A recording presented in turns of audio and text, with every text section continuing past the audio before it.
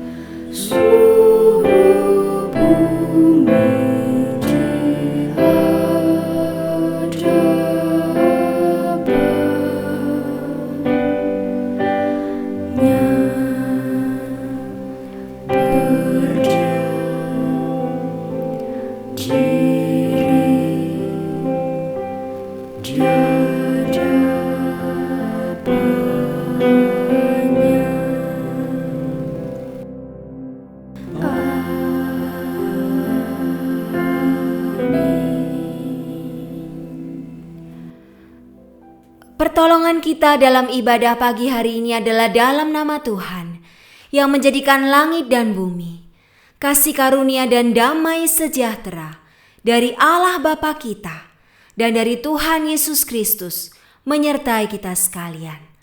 Amin. Masih dengan tetap bangkit berdiri, kita akan membaca bacaan Alkitab kita pagi hari ini yang diambil dari Filipi 1 ayat 21 hingga yang ke-24. Filipi 1 ayat 21 hingga yang ke-24. Karena bagiku hidup adalah Kristus dan mati adalah keuntungan.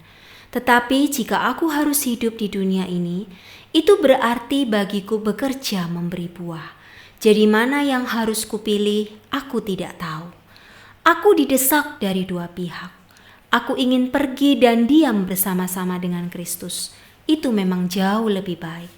Tetapi lebih perlu untuk tinggal di dunia ini karena kamu. Jemaat dipersilakan duduk kembali. Kita sungguh bersyukur kepada Tuhan. Kalau Tuhan Yesus Kristus, Dialah Allah yang hidup, Dialah Allah yang kudus dan mulia, yang bertahta di atas segala hidup kita, hari ini sampai selama-lamanya. Mari naikkan syukur kita, puji dan muliakan, sembah Tuhan Yesus Kristus, karena Kau Yesus, Allah kami yang kudus. Kau Allah yang kudus, Kau Allah yang kudus.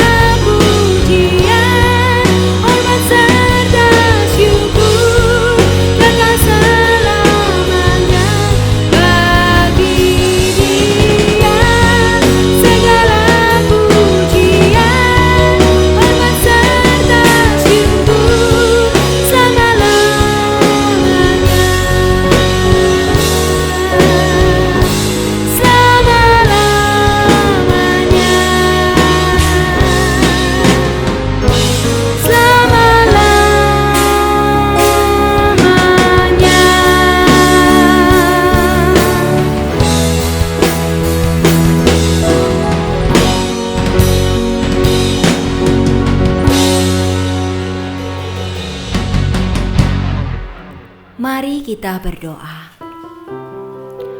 Bapa yang di surga, kami mengucap syukur dan berterima kasih kalau pada pagi hari ini di dalam ibadah ini kami punya kesempatan yang berharga.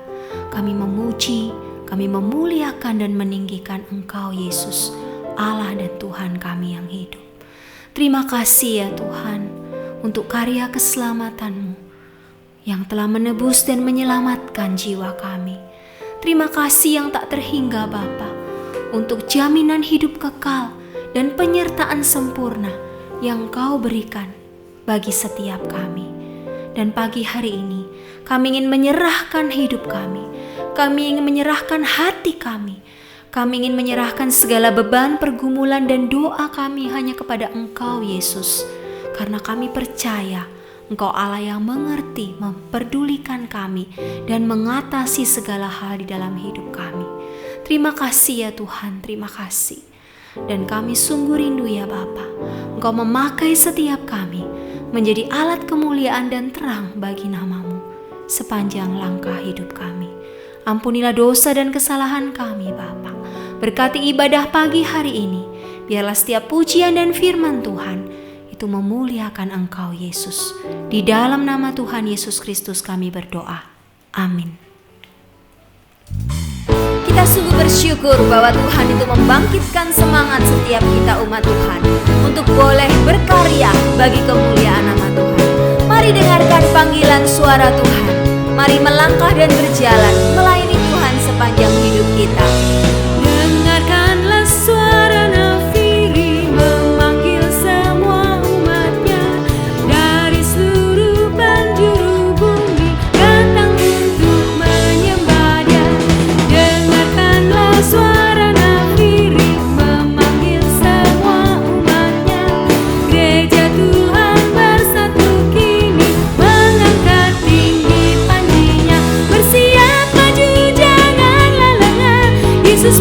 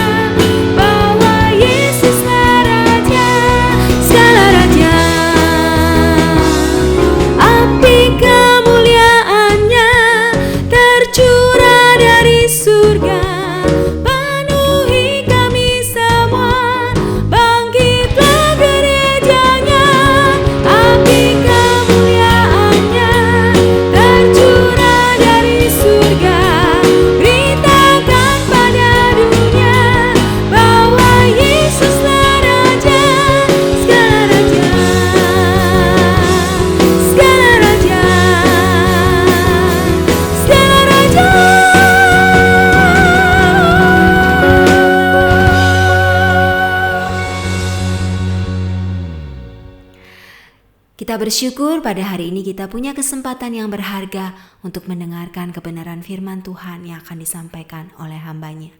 Mari kita siapkan hati kita bersama.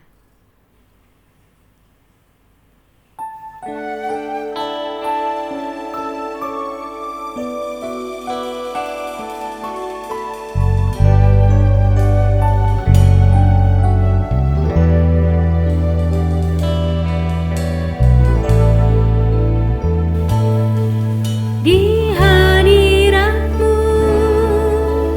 ku bersujud, menikmati kehadiran-Mu.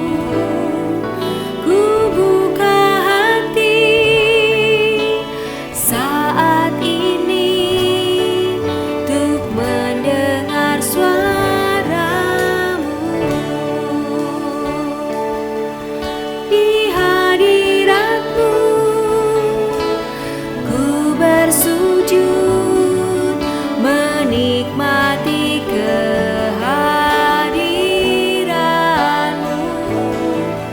Ku buka hati saat ini untuk mendengar suara-Mu. Firman-Mu Tuhan, ya sungguh benar, menerangi jalanku. Firman-Mu Tuhan, menuntun hidupku. Ku bersyukur padamu.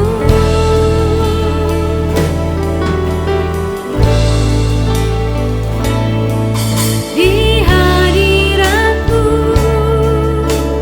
ku bersujud, menikmati kehadiran-Mu.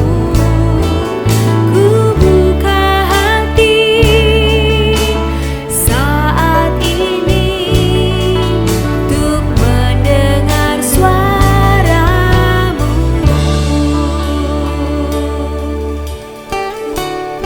Di hadirat-Mu ya Bapa, kami bersujud saat ini. Kami merindukan firman Tuhan itu menjamah dan menguatkan setiap kami. Pimpinlah hidup kami, pimpinlah langkah kami seturut firman-Mu ya Bapa, agar kami boleh hidup memuliakan Engkau Yesus sepanjang hidup kami. Terima kasih ya Tuhan, terima kasih. Firman-Mu Tuhan, ya sungguh benar, menerangi jalanku. Firman-Mu Tuhan, menuntun hidupku. Ku bersyukur padamu.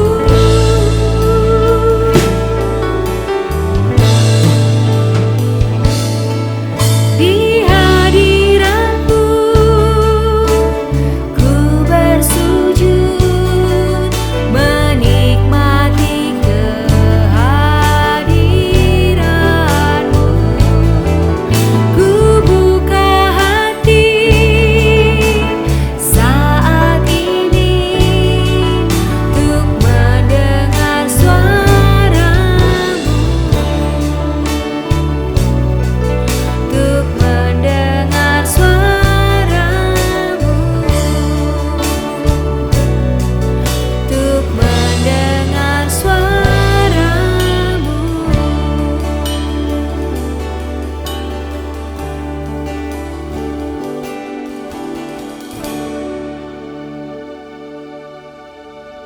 Shalom Bapak Ibu dan rekan-rekanku sekalian. Saya mengundang setiap kita untuk menundukkan kepala kita. Kita akan berdoa sebelum kita membaca dan merenungkan firman Tuhan. Bapa di surga, kami kembali datang dengan penuh ucapan syukur kami di hadapan Tuhan. Karena kami melihat bagaimana di tengah-tengah segala kondisi yang terjadi, kasih karunia demi kasih karunia Engkau nyatakan dalam hidup kami. Maka biarlah ketika kami bersama-sama, meskipun dari tempat kami masing-masing, menyatukan hati dan pikiran kami memuji meninggikan nama Engkau ya Tuhan. Kiranya Engkau boleh ditinggikan dan dimuliakan. Kiranya Engkau boleh disenangkan dengan seluruh pujian-pujian kami, yang kami naikkan sebagai ucapan syukur kami kepada Tuhan. Sekaligus saat ini ya Tuhan, kami bersama-sama mau merendahkan hati dan pikiran kami untuk belajar firman Tuhan, supaya sekali lagi kami boleh dibentuk oleh Engkau sendiri. Sekali lagi kami boleh diingatkan dan disegarkan akan kebenaran Tuhan. Dan kemudian kami boleh didorong terus-menerus untuk boleh hidup di dalam Engkau dan hidup bagi Engkau. Berkatilah setiap kami Tuhan, di tempat kami masing-masing, di dalam suasana yang berbeda satu dengan yang lain. Tuhan, kiranya Engkau yang bertata dan berkuasa. Dan pakailah juga hamba-Mu yang penuh dengan kelemahan dan keterbatasan ini, untuk boleh Engkau pakai ya Tuhan, menjadi alat menyatakan segala kasih kebenaran-Mu. Ini doa kami Tuhan, kami naikkan semuanya demi Yesus Kristus, Tuhan dan Juru Selamat kami. Kami berdoa, kami berserah diri. Amin. Mari Bapak Ibu dan rekan-rekanku, saya mengundang setiap kita boleh memperhatikan satu bagian firman Tuhan. Firman Tuhan akan saya dasarkan dari kitab Yunus. Mari kita bersama-sama memperhatikan satu bagian firman Tuhan ini. Yunus pasalnya yang pertama. Meskipun mungkin nanti pihak gereja akan menampilkan ayat di dalam layar Bapak Ibu, tetapi saya tetap mendorong kita membuka Alkitab kita, baik Alkitab cetak ataupun Alkitab elektronik, untuk kita bisa bersama-sama mengikuti akan pembacaan firman Tuhan ini. Yunus pasal pertama, demikianlah bunyi firman Tuhan. Datanglah firman Tuhan kepada Yunus bin Amittai, demikian. Bangunlah, pergilah ke Niniwe, kota yang besar itu. Berserulah terhadap mereka, karena kejahatannya telah sampai kepadaku. Tetapi Yunus bersiap untuk melarikan diri ke Tarsis, jauh dari hadapan Tuhan. Ia pergi ke Yafo dan mendapat di sana sebuah kapal yang akan berangkat ke Tarsis. Ia membayar biaya perjalanannya, lalu naik kapal itu untuk berlayar bersama-sama dengan mereka ke Tarsis, jauh dari hadapan Tuhan. Tetapi Tuhan menurunkan angin ribut ke laut. Lalu terjadilah badai besar, sehingga kapal itu hampir-hampir terpukul hancur. Awak kapal itu menjadi takut, masing-masing berteriak-teriak kepada Allahnya. Dan mereka membuang ke dalam laut segala muatan kapal itu untuk meringankannya.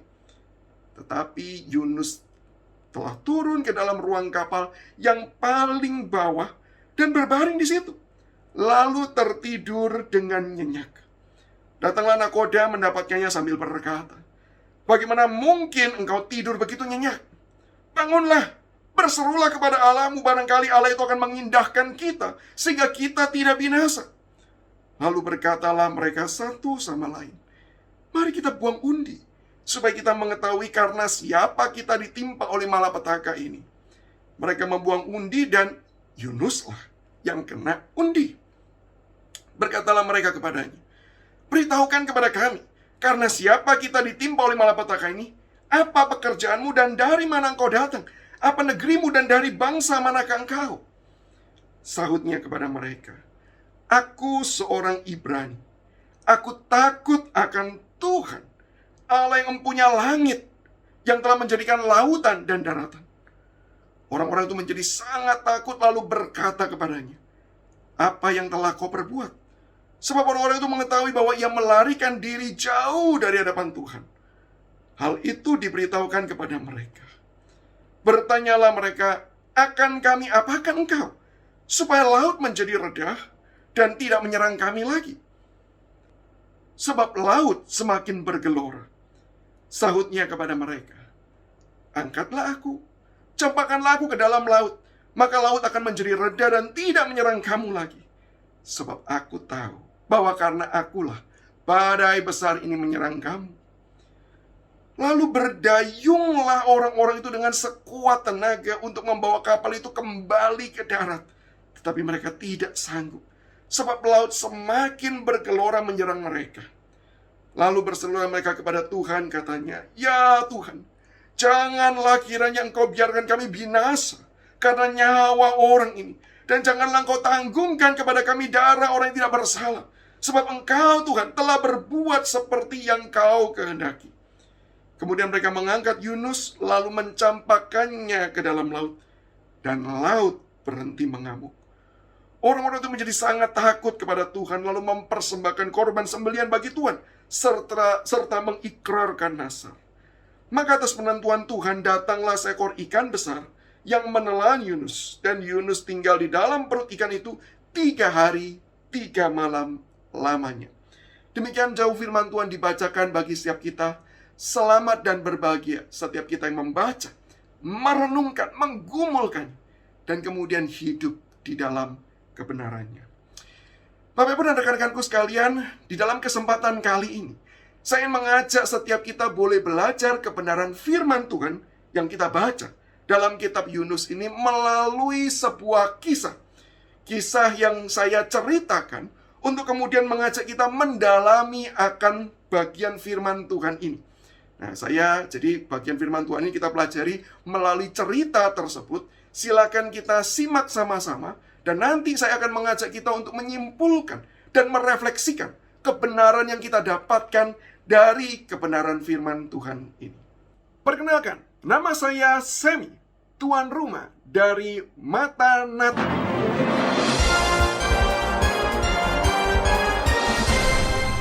Hari ini isu diskon hukuman sedang marak terjadi di sebuah negara. Mereka yang jelas-jelas bersalah mendapatkan door prize yang tidak pernah tersedia untuk kalangan lemah. Tidak heran kondisi semacam ini menjadi penyebab turunnya angka kepercayaan publik atas institusi penegakan hukum. Tetapi yang menarik, isu ini bukan cuma terjadi di dalam dunia manusia, tetapi juga di alam sana. Tuhan yang dipercaya sebagai pribadi yang harusnya adil dan benar, tapi justru ditengarai terlibat di dalam korting-kortingan besar hukuman bagi mereka yang bersalah. Apakah ini faktanya? Bagaimana buktinya?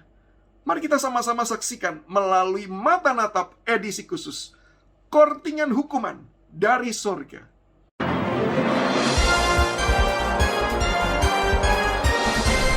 Bersama kita kali ini sudah ada 2 narasumber yang akan kita wawancarai. Yang pertama, saya terhubung dengan Pak Suki. Selamat malam, Pak Suki. Malam, Kakak Semi.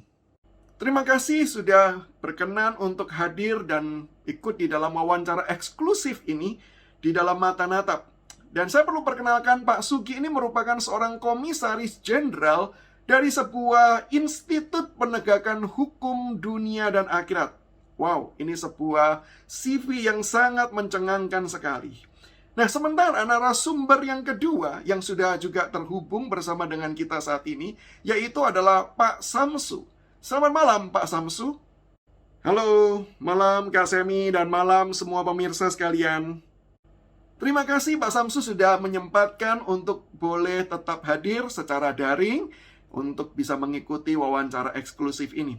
Dan saya perlu perkenalkan para pemirsa, Pak Samsu ini akan mewakili atau berbicara di dalam kapasitas mewakili kalangan-kalangan religius yang masih percaya akan Tuhan yang Maha Adil itu. Nah, kedua narasumber kita sudah siap. Mari kita bersama-sama mengulik tema kita, Kortingan Hukuman dari Surga.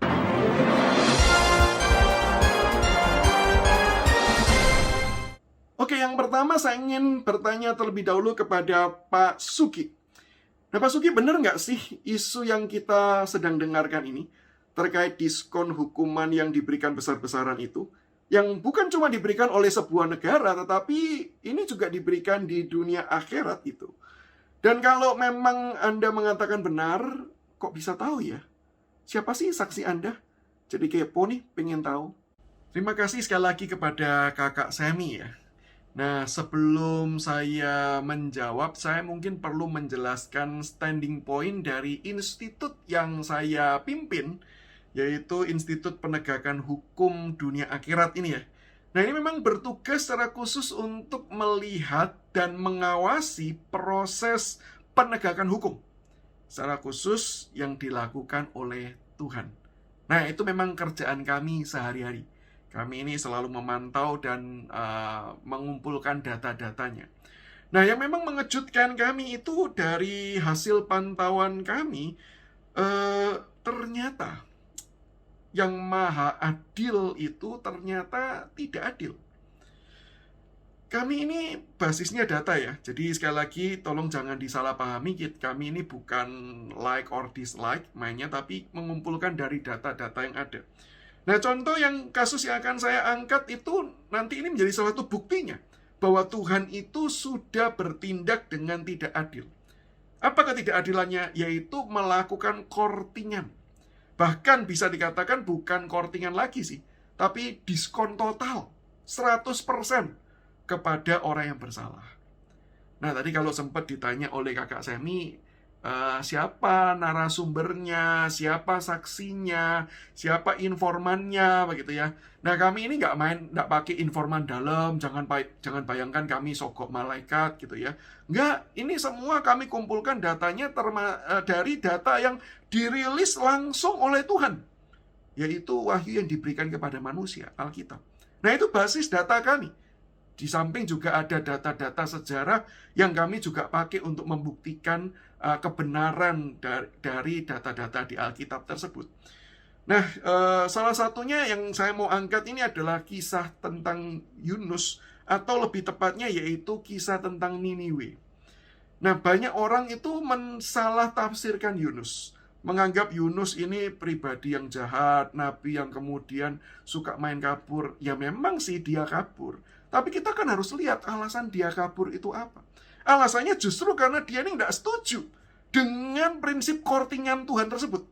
Nah, mungkin kalau bisa dibahasakan di zaman sekarang, Yunus ini sedang walk out ketika Tuhan itu sedang memimpin sidang dan akan kemudian memberikan putusan bebas kepada Niniwe. Dia mau protes. Nah, caranya yaitu walk out tersebut. Kenapa kok Yunus ini perlu walk out ketika Tuhan itu mau memberikan kortingan hukuman kepada Niniwe? Ya karena memang tidak cocok. Niniwe ini loh bangsa yang sangat kejam sekali. Nah, berdasarkan data yang saya rilis ya, data yang dirilis oleh institut kami, ini berdasarkan sumber sejarah, silakan nanti boleh dicek dengan timnya kakak Semi, gitu ya. Contoh-contoh kejahatan orang Niniwe. Itu yang pertama, orang Niniwe itu memang suka menganiaya, suka menyiksa orang. Nah, di zaman dulu itu kan memang zaman yang terjadi banyak peperangan. Ketika orang itu perang, ketemu lawan Niniwe, pasti mereka itu takut. Kenapa? Karena suka menganiaya. Salah satu penganiayaannya yaitu dengan cara memutilasi orang. Jadi memutilasi itu berarti sudah mati, tubuhnya dipotong-potong lalu disebarkan ke daerah-daerah begitu ya, sebagai tanda ini loh kekuatan kami bisa mengalahkan musuh-musuh kami. Hati-hatilah kamu terhadap kami. Nah, itu Niniwe. Jadi bukan cuma membunuh tetapi memutilasi. Bahkan kadangkala mutilasinya itu dilakukan ketika orang itu masih hidup. Dengan tujuan memang mau menyiksa. Jadi kalau memutilasi itu kan sudah mati terus dipotong. Tapi ada juga yang masih hidup, dipotong anggota tubuhnya.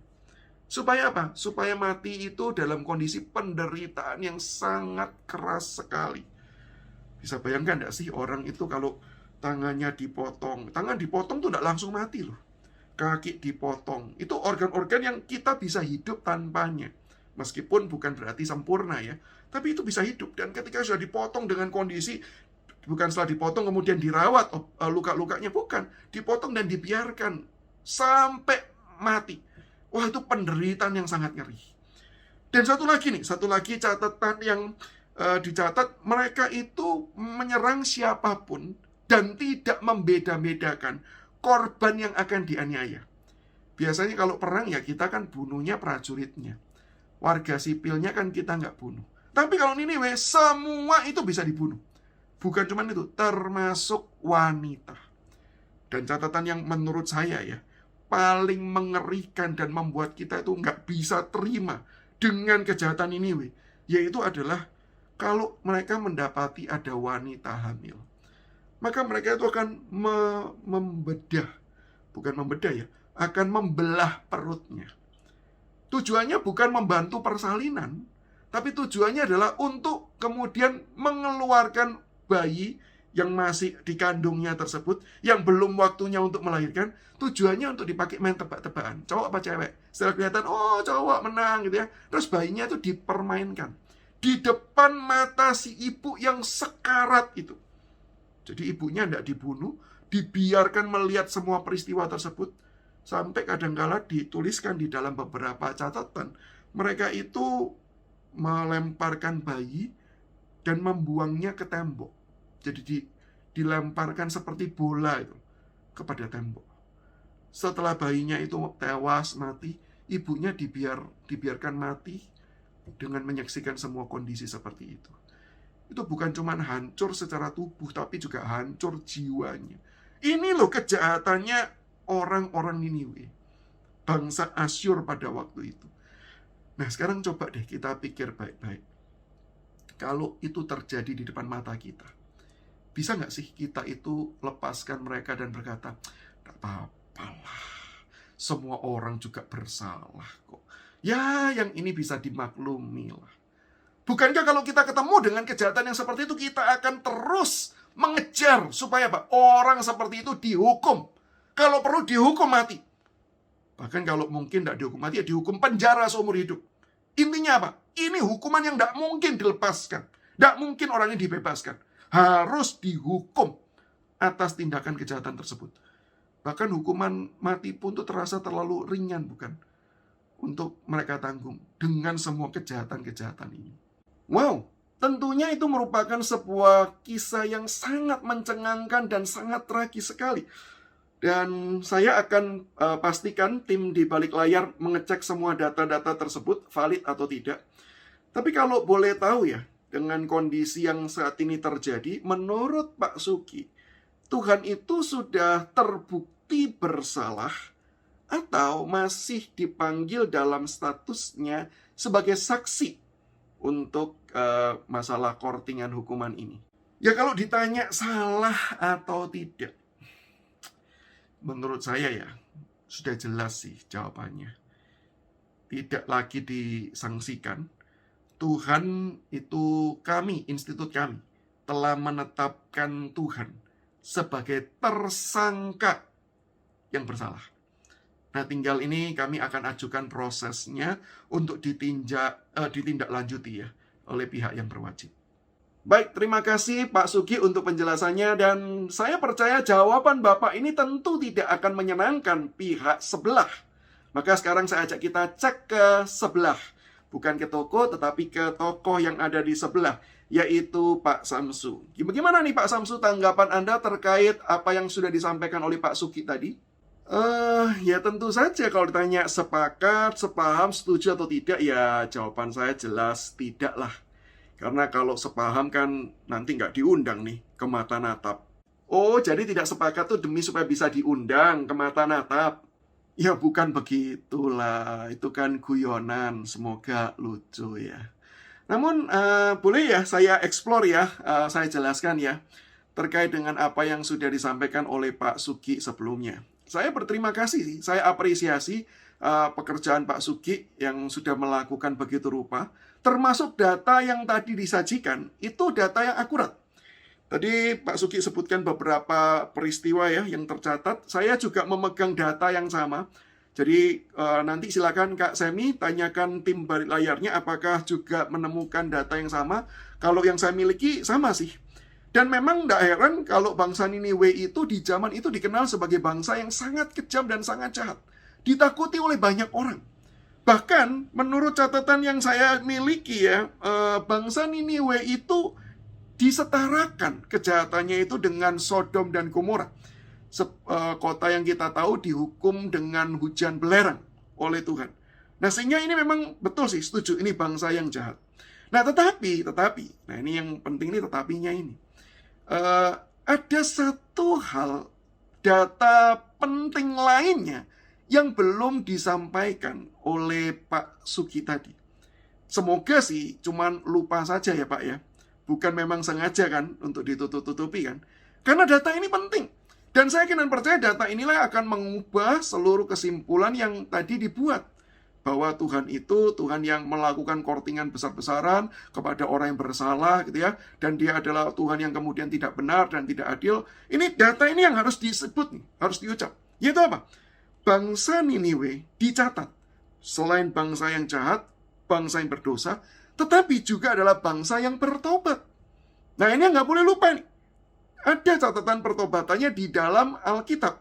Seperti yang juga tadi dipakai oleh Pak Suki kan, yaitu dari kitab Yunus. Nah, saya tunggu ini loh dari tadi. Data ini kok nggak disebut-sebut, yang disebut cuman kejahatan-kejahatan Niniwe saja. Ini juga ada. Begini loh Pak Samsu. Ya, tobat sih tobat, tapi masa sih hukumannya di korting segitu gedenya? Nah, kalau memang bisa dapat kortingan sebegitu gedenya, ya semua orang pilih tobat aja lah, supaya nggak dihukum, masalahnya jadi selesai.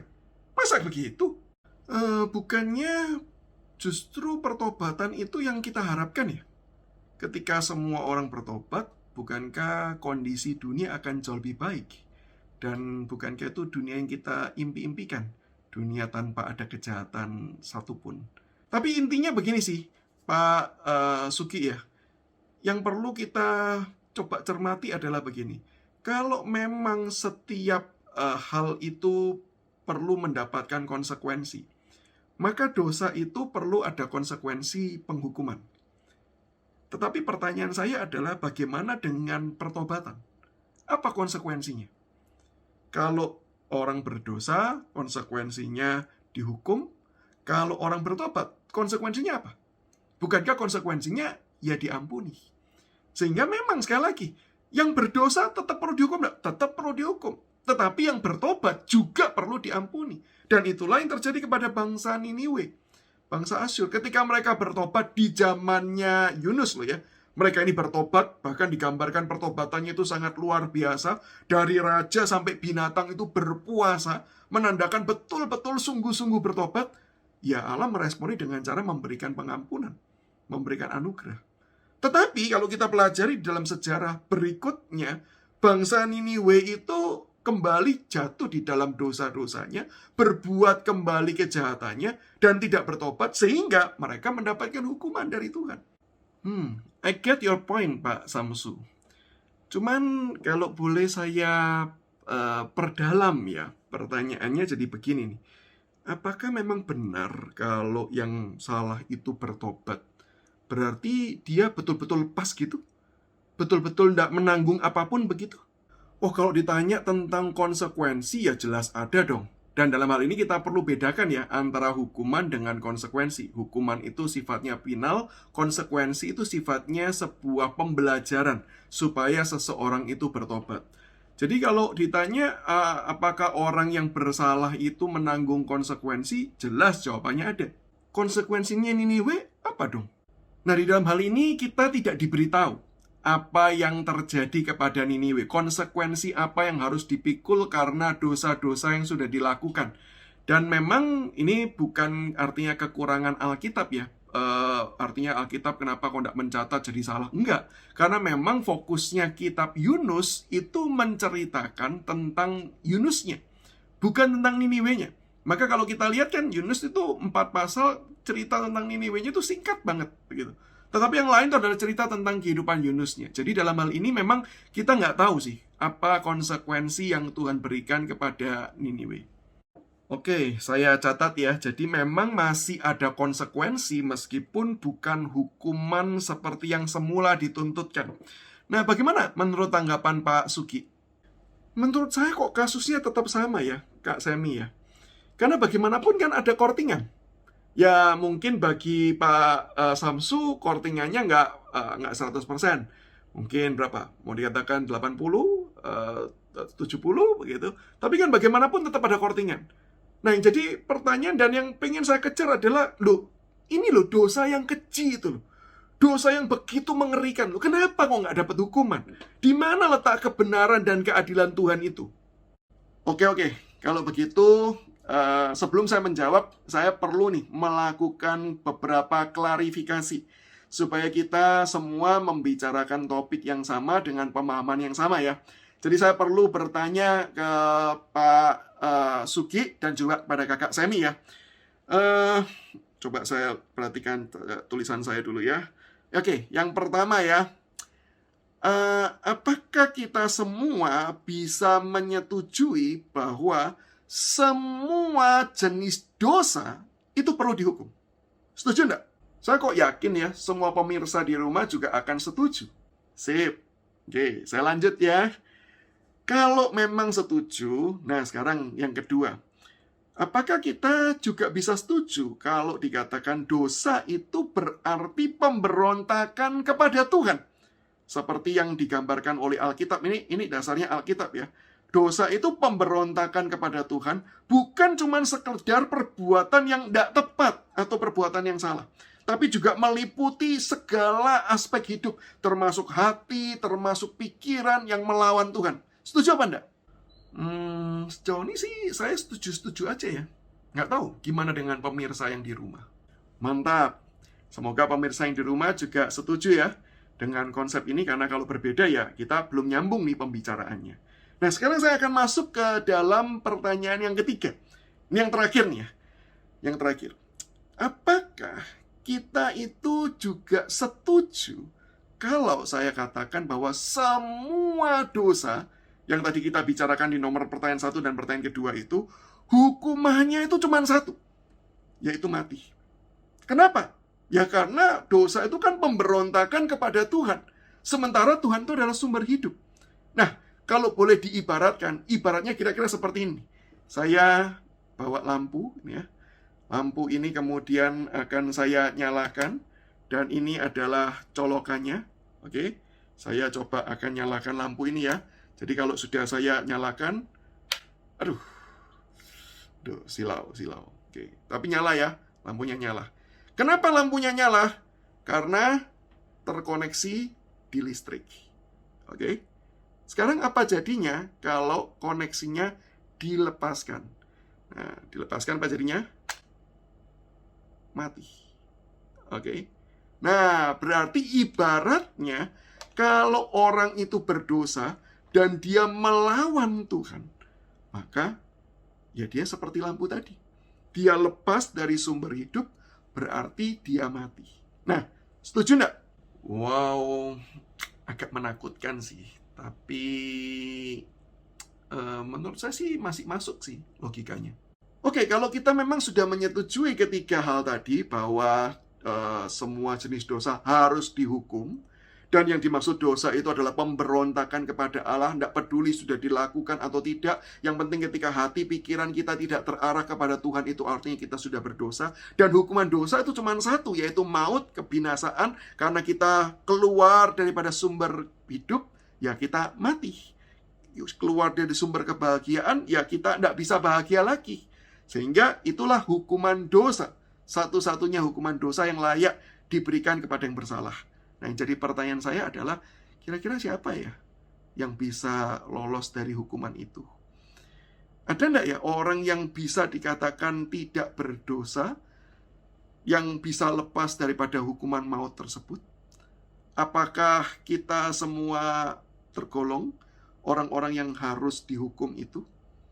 Gimana dengan Kak Semi? Gimana juga dengan Pak Sugi? Sebentar Pak Samsu, saya kok merasa bahwa pembicaraan ini tidak relevan ya untuk topik yang sedang kita bahas ya. Oh, justru menurut saya relevan banget, Pak. Karena gini, mestinya kalau Bapak itu mau mengatakan Tuhan ini sudah tidak bertindak adil, Tuhan sudah salah, jangan pakai case-nya Niniwe. Kenapa? Terlalu kecil. Dan ada begitu banyak alasan-alasan yang bisa diberikan untuk membenarkan tentang hal tersebut. Kalau saya mau dukung Bapak nih ya, mestinya kasus yang diangkat adalah kasus seluruh umat manusia di dunia ini. Kenapa kalau memang semua manusia itu berdosa? Kenapa kalau semua manusia itu bersalah dan patut dihukum? Kenapa kok nggak dihukum? Nah, inilah yang membuktikan Tuhan itu tidak adil. Kenapa? Ya, tidak menghukum semuanya. Kan mestinya kalau adil ya dihukum semuanya. Loh, kalau memang benar yang tadi dikatakan, ya berarti kan Tuhan tidak maha kasih dong. Padahal kan Tuhan juga maha kasih.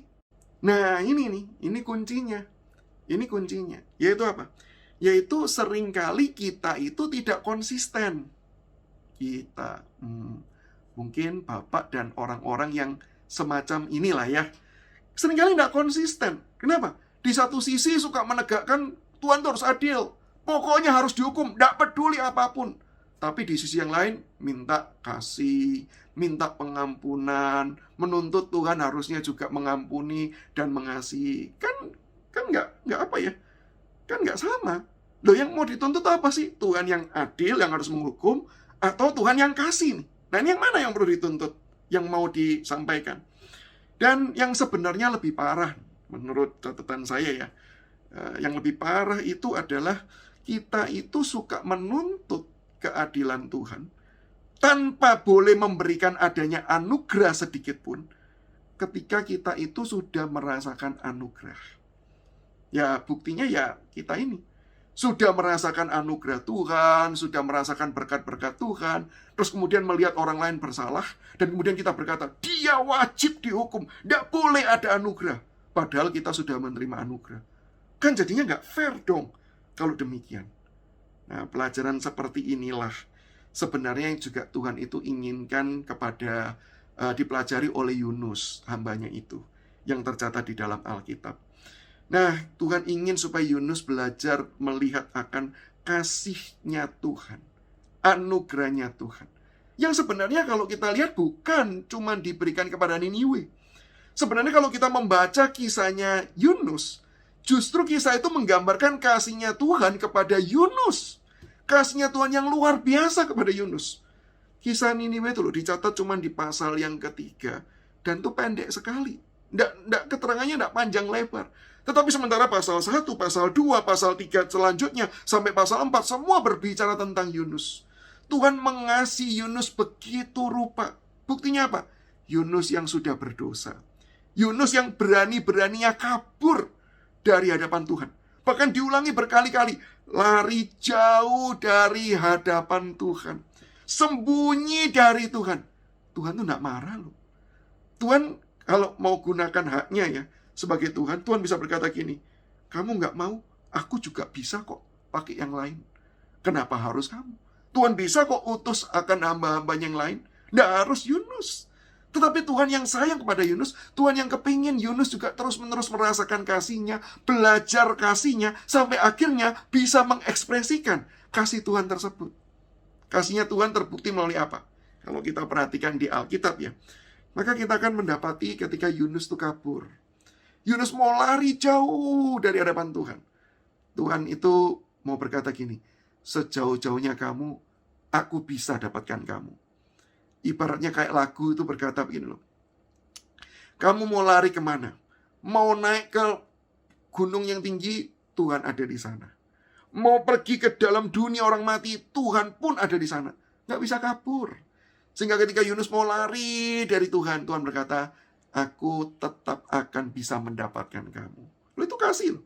Dan ketika mendapatkan, bukan mendapatkan untuk menghukum, tapi mendapatkan untuk mengajari Yunus, untuk mengubah hatinya Yunus. Selain itu Tuhan juga pakai orang-orang yang ada di kapal untuk membuktikan kasih-Nya Tuhan kepada Yunus. Kalau kita perhatikan orang-orang di kapal itu kan dicatat bukan sebagai orang Yahudi, bangsa kafir, yang mungkin menurut Yunus sebagai orang Yahudi, mereka ini adalah orang-orang yang penyembah berhala, dan mereka ini adalah orang yang patut untuk dimurkai. Mereka adalah orang-orang yang harusnya adalah orang yang dibenci oleh Tuhan. Mereka ini adalah orang-orang yang harusnya dimurkai. Mereka harusnya binasa. Tetapi yang menarik adalah orang-orang yang bagi Yunus tidak layak untuk dikasihi. Tapi orang-orang ini mengasihi Yunus. Maka kalau kita baca tadi dalam bagian Alkitab, setelah orang-orang di kapal itu tahu bahwa pelakunya ini Yunus, semua terjadi gara-gara Yunus. Terus mereka tanya, kami harus ngapain? Dan Yunus dengan simpelnya berkata, buang aku ke laut. Nah, kalau kita pikir-pikir ya, mestinya kalau Yunus mau ya, dia tinggal lompat kan selesai toh ya. Kan ngapain orang-orang itu perlu membuang? Kan itu kan bisa jadi orang juga takut. Kalau dibuang mati, nanti Tuhannya nyalakan aku celaka lagi, ya kan? Nih Yunus cari perkara kok memang. Itu orang pun sudah tahu bahwa satu-satunya solusi cuman melemparkan Yunus keluar dari kapal. Mereka pasti selamat. Tetapi firman Tuhan mencatat, setelah mereka tahu, mereka masih berjuang. sekuat tenaga untuk menyelamatkan semua, termasuk Yunus. Ini kalau kita teliti ya, Yunus kan berkata orang Niniwe tidak layak. Maka harusnya kan Yunus sadar, di kapal itu kamu tidak layak. Kamu yang bikin masalah. Kamu penyebab. Tapi apa yang terjadi? Semua orang itu tetap menyatakan kasihnya loh. Dan itu mencerminkan, menggambarkan kasihnya Allah yang luar biasa juga kepada Yunus. Belum lagi yang keren dan yang selalu diingat dari kisah Yunus, yaitu kehadiran ikan besar yang kemudian menelan Yunus tersebut. Kenapa ikan besar itu menelan? Ya supaya Yunus tidak mati. Supaya ada kesempatan kedua yang Yunus itu alami, dan kemudian dia bisa belajar, diubahkan oleh Tuhan. Masuk akal, Pak. Masuk akal. Cuman saya sebagai moderator ya, dan saya kan tidak memihak ke Pak Sugi, juga nggak memihak ke Pak Samsu kan ya. Saya berusaha terus mencari celah untuk mempertajam akan jawaban-jawaban dan juga mengkritisi semua pemikiran-pemikiran. Nah, saya melihat masih ada nih satu catatan saya yang saya merasa kok ini belum terjawab, yaitu tentang ketiadaan hukuman. Kok rasanya gimana gitu ya kalau hukuman itu ditiadakan, kok sangat simpel sekali, kok rasanya sangat memudahkan sekali, dan tidak terkesan adil begitu. Oke, saya coba menyelami ya akan pergumulan dari Kak Semi, dan juga mungkin pergumulan dari Pak Sugi dan teman-teman yang lain, pemirsa yang lain ya. Dengan tiada hukuman itu masih ada yang mengganjal. Dugaan saya adalah kita itu membayangkan Tuhan itu menghapus itu seperti seolah-olah begini. Ya sudah, nggak apa-apa, biarin aja. Ya sudah, lepasin aja. Nah, bayangan kita mungkin itu tuh. Sehingga membuat kita merasa kayak kalau dilepaskan terus tidak ada hukuman tuh kesannya kayak, loh, kalau gitu nggak adil dong. Nah, kalau kita simak dan pelajari Alkitab, maka sebenarnya kita akan mendapati bukan seperti itu cara Tuhan. Tuhan melepaskan bukan dengan cara yang memerintah. Tuhan melepaskan bukan dengan cara asal hapus.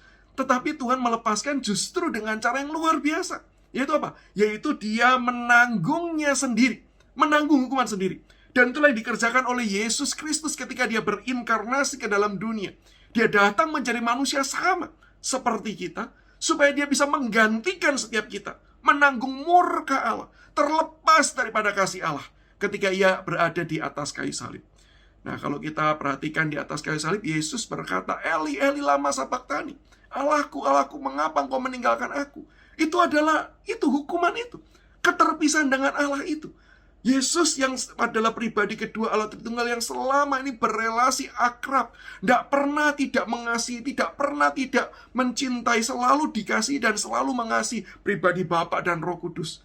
Tetapi demi manusia, demi menanggung manusia, satu kali momen itu, dia kemudian harus tercerai dari kasih Allah, terpisah daripada kasih Allah, Bapa dan Roh Kudus. Dan itulah yang mengerikan. Itulah yang harusnya ditanggung oleh manusia. Sehingga karena Yesus sudah menanggungnya, maka di situ tidak lagi ada penghukuman. Tidak lagi ada keterpisahan yang perlu ditanggung oleh manusia. Karena sudah pernah dibayarkan oleh Yesus Kristus di atas kayu salib. Itu konsep yang sangat menarik, Pak Samsu. Cuman menurut saya tetap ada konsekuensinya ya. Tetap ada dampak yang buruk dari konsep yang Bapak ceritakan itu. Kalau memang cerita Bapak itu benar bahwa orang itu yang bersalah bisa dilepaskan karena ada yang menanggung, maka bukankah orang tuh bisa mikir, enak ya kalau gitu ya? Ya nggak apa-apa kalau gitu, berbuat salah lagi aja. Toh sudah ada yang nanggung kok. Kan jadinya secara praktis ini menjadikan orang semakin suka berbuat dosa. Saya percaya bahwa setiap orang yang memang sungguh-sungguh bertobat, sudah merasakan akan kasih Kristus, mereka itu tidak gampang untuk menyerahkan diri kepada dosa. Saya tidak mengatakan tidak bisa berdosa lagi loh. Bukan, tetap bisa berdosa, tetapi tidak gampang-gampang menyerahkan diri. Yang artinya, tidak mungkin orang yang sudah bertobat tuh mikir begini, ih, enak loh, sudah tidak akan dihukum. Buat dosa lagi yuk, nambah lagi yuk. Nah, itu tidak akan muncul pemikiran seperti itu. Kenapa? Karena orang-orang yang sudah sungguh-sungguh bertobat tuh sadar. Mereka dilepaskan dari hukuman itu dengan cara yang luar biasa fantastis. Allah jadi manusia, Allah melayani, Allah menderita sampai mati, dan kemudian bangkit. Ini cara yang, nggak terbayangkan deh. Kok mau-maunya ya Allah itu seperti itu, berkorbannya demikian rupa. Dan setiap kali mengingat akan kasih Tuhan seperti itu, saya kok yakin dan percaya orang yang sungguh-sungguh bertobat, mereka itu akan disentuh hatinya, diingatkan oleh pekerjaan Roh Kudus akan kasih itu, akan ingin hidup itu membalas kasihnya Tuhan. Jadi pikirannya itu bukan untuk menikmati dosa, tapi justru sekarang tuh kepingin untuk melayani Tuhan lebih dan lebih lagi. Nah, itu yang seharusnya terjadi di dalam kehidupan orang-orang yang memang sungguh-sungguh sudah bertobat. Tapi harus jujur diakui, bisa jatuh tidak? Jelas jawabannya bisa. Baik pemirsa, kita sudah mendengarkan akan wawancara dengan dua narasumber kita, Pak Sugi dan juga Pak Samsu. Dan saat ini sebelum menutup rangkaian acara kita, saya ingin meminta kedua narasumber kita kembali memberikan closing statement. Bolehkah dimulai dari Pak Sugi? Closing statement saya pendek saja. Intinya saya tetap meyakini bahwa hukum itu perlu ditegakkan tanpa ada sedikit pun kortingan. Itu saja. Terima kasih. Oke, terima kasih. Sangat pendek, singkat. Oke. Lalu bagaimana dengan closing statement dari Anda, Pak Samsu? Saya persilakan. Terima kasih untuk kesempatan yang diberikan, dan saya ingin menggarisbawahi 3 hal saja sebagai closing statement saya. Yang pertama yaitu ketika kita melihat kemuliaan Tuhan, maka kita itu menyadari kita ini manusia yang berdosa. Kalau kita ini merasa diri cukup baik, kemungkinan besar ya kita membandingkan diri kita dengan sesama kita. Bahkan mungkin mereka yang lebih kurang dari kita. Sehingga kita bisa berkata, I'm good enough. Saya cukup baik.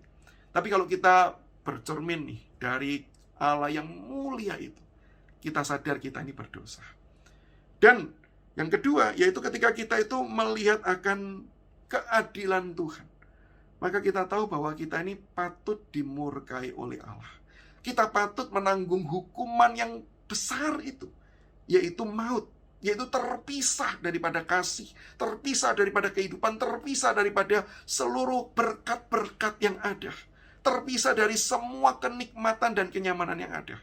Dan itulah hukuman yang harusnya kita terima. Tetapi yang ketiga, ketika kita melihat dan mengingat akan kasih Allah yang mau rela menanggung hukuman tersebut bagi setiap kita, yang rela kemudian mau terus-menerus mempertumbuhkan kita melalui proses kehidupan, maka saya percaya respon kita harusnya bersyukur kepada Tuhan. Bersyukur untuk kasih, kebaikan, anugerah yang Tuhan berikan bagi kita. Dan saya yakin syukur itu bukan cuma di mulut, tapi syukur itu berbicara tentang penyerahan hidup kita kepada Tuhan. Harusnya kita menyerahkan diri kita untuk boleh dipakai oleh Tuhan menjadi alat-alat kemuliaan-Nya. Bapak Ibu dan rekan-rekanku sekalian, kalau hari ini firman Tuhan mengingatkan kita sekali lagi akan besarnya kasih Tuhan yang diberikan bagi pendosa, seperti Yunus yang berdosa, yang gagal melihat akan kasih Tuhan. Bukankah Allah tidak pernah berhenti? Bukankah Allah tidak pernah kecewa dan kemudian stop untuk menyatakan kasihnya kepada Yunus? Berkali-kali Allah tetap memberikan kasihnya kepada Yunus. Bahkan Allah tetap mau memakai Yunus menjadi alat di tangannya, di tengah segala kelemahan dan kegagalannya. Allah peduli, dan Allah terus-menerus menolong Yunus bertumbuh menjadi alat untuk kemuliaan. Maka saya yakin dan percaya berita yang sama yang hari ini kita akan terima. Di dalam Yesus Kristus Allah sudah beranugerah begitu rupa. Dia bukan cuma sekedar melepaskan kita dari bencana. Dia bukan cuma sekedar memberkati kita dengan berkat-berkat jasmani. Tetapi yang paling utama, Dia memberikan nyawanya sebagai ganti atas kehidupan setiap kita. Supaya setiap kita yang berdosa, yang seharusnya binasa, terpisah dari Allah selama-lamanya, justru kita mendapatkan kasih Allah selama-lamanya di dalam Kristus. Dan tidak ada satu hal pun, dosa apapun, maut apapun yang sanggup memisahkan kita daripada kasih Kristus. Maka menjadi pertanyaan, apa respon kita? Apa yang kemudian menjadi komitmen kita ketika kita kembali diingatkan akan kasih, anugerah yang terus-menerus dinyatakan dari waktu demi waktu? Maukah setiap kita saat ini meresponnya dengan cara mempersembahkan hidup kita kepada Tuhan? Mempersembahkan untuk boleh Tuhan pakai menjadi alatnya, menjadi alat kemuliaannya, menjadi alat saluran berkatnya. Apalagi di tengah-tengah kondisi dunia yang begitu mengerikan, di tengah-tengah pandemi di mana banyak orang mengalami kesulitan, banyak orang dipaksa untuk memikirkan dirinya sendiri dan bukan memikirkan sesama. Maukah kita berkata kepada Tuhan, Tuhan, anugerah-Mu luar biasa dalam hidupku. Maka kini ya Tuhan, aku serahkan diriku, aku serahkan hidupku, aku serahkan segala sesuatunya untuk boleh Engkau pakai menjadi apapun, menjadi alat berkat-Mu yang menyatakan kemuliaan-Mu untuk kemudian mendatangkan berkat bagi banyak orang. Maukah kita meresponi demikian? Mari kita tundukkan kepala, mengambil waktu teduh sejenak di hadapan Tuhan, dan kemudian kita bersama-sama akan berdoa. Bapa di sorga, kami harus jujur mengakui, kadangkala hati kami adalah hati yang penuh dengan kegelapan, sehingga kami tidak sanggup melihat besarnya kasih-Mu yang terus-menerus Engkau limpahkan. Tetapi hari ini kami mau datang berseru di hadapan Tuhan. Bakar kembali hati kami yang sudah menjadi dingin ini. Kobarkan kembali cinta kasih-Mu di dalam hati kami, supaya hati kami terus-menerus terbakar dengan anugerah-Mu.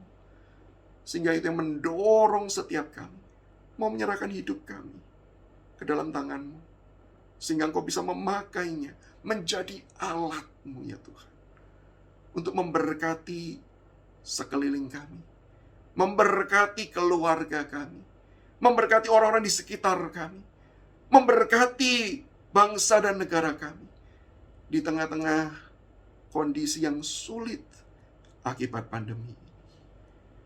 Tuhan, dengarlah respon setiap anak-anak-Mu yang kami naikkan di dalam doa pribadi kami. Ini doa kami, ini penyerahan hidup kami, yang kami naikkan semuanya hanya di dalam satu nama, Yesus Kristus, Tuhan dan Juru Selamat kami. Amin.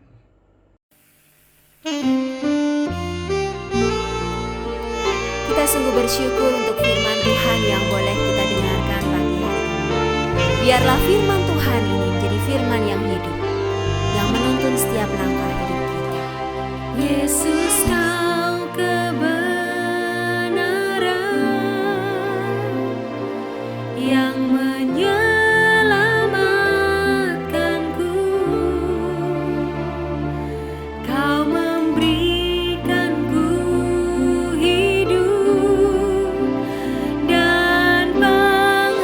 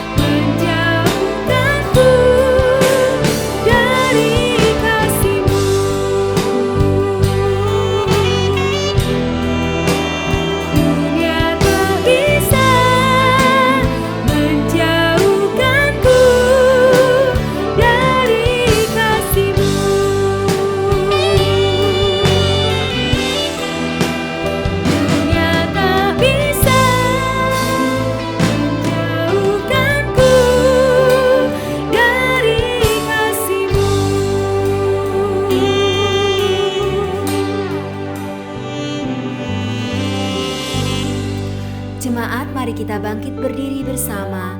Dengan seluruh umat Tuhan di muka bumi ini, kita akan mengaku pengakuan iman rasuli. Pengakuan iman rasuli. Aku percaya kepada Allah, Bapa yang Maha Kuasa, Khalik langit dan bumi, dan kepada Yesus Kristus anaknya yang tunggal Tuhan kita, yang dikandung dari Roh Kudus, lahir dari anak darah Maria, yang menderita sengsara di bawah pemerintahan Pontius Pilatus, disalibkan, mati dan dikuburkan, turun dalam kerajaan maut. Pada hari yang ketiga bangkit pula dari antara orang mati, naik ke surga, duduk di sebelah kanan Allah, Bapa yang Maha Kuasa. Dan dari sana ia akan datang untuk menghakimi orang yang hidup dan yang mati. Aku percaya kepada Roh Kudus, gereja yang kudus dan am, persekutuan orang kudus, pengampunan dosa, kebangkitan tubuh, dan hidup yang kekal. Amin. Mari kita masuk di dalam doa. Bapa di dalam surga, kami bersyukur berterima kasih dalam ibadah ini kami diberikan kesempatan untuk menaikkan doa-doa kami. Pertama-tama kami mau bersyukur kepada Tuhan karena melalui segala daya upaya yang sudah dilakukan oleh pemerintah kami menghasilkan buah yang manis di mana perkembangan penyebaran COVID boleh melandai. Kami berdoa terus bagi usaha-usaha ini supaya tetap terjadi secara konsisten, juga vaksinasi massal tetap terjadi supaya pandemi ini bisa segera berlalu.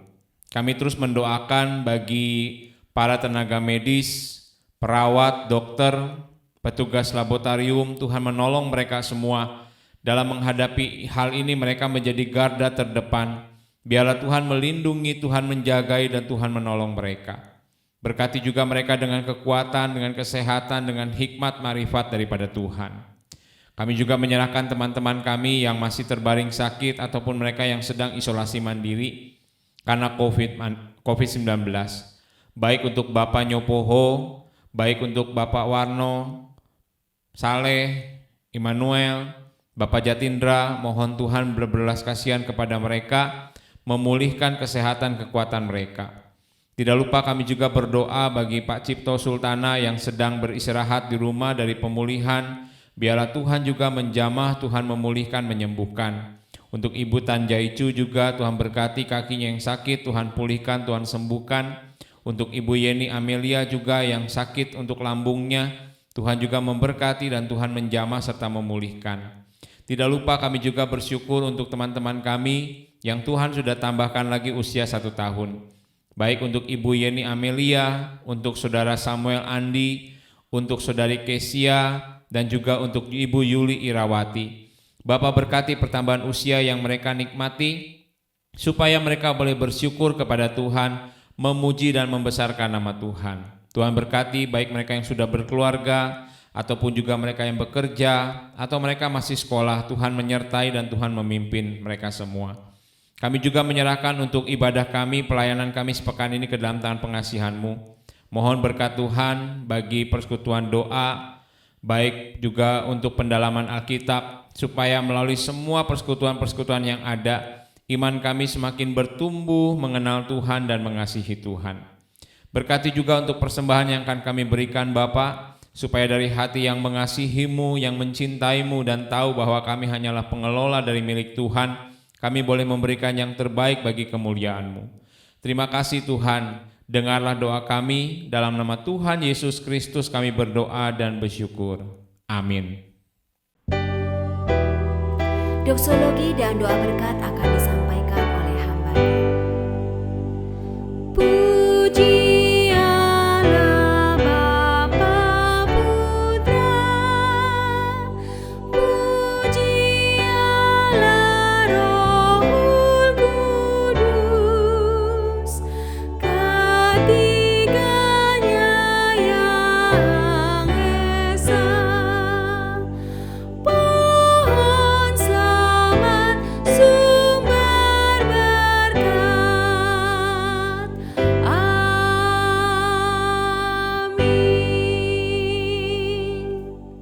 Mari jemaat yang dikasihi Tuhan, kita arahkan hati dan pikiran kita untuk menerima berkat dari Tuhan.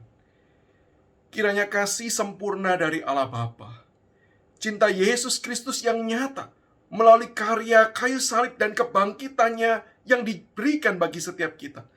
Dan kasih pertolongan, penghiburan, kekuatan dari Allah Roh Kudus yang terus-menerus bekerja untuk menyatakan akan kebenaran-kebenaran Allah di dalam hati setiap kita. Kiranya kasih Allah Tritunggal ini kita terima dan menolong setiap kita untuk terus-menerus hidup bagi Tuhan dan di dalam Tuhan sekarang sampai selama-lamanya. Amin.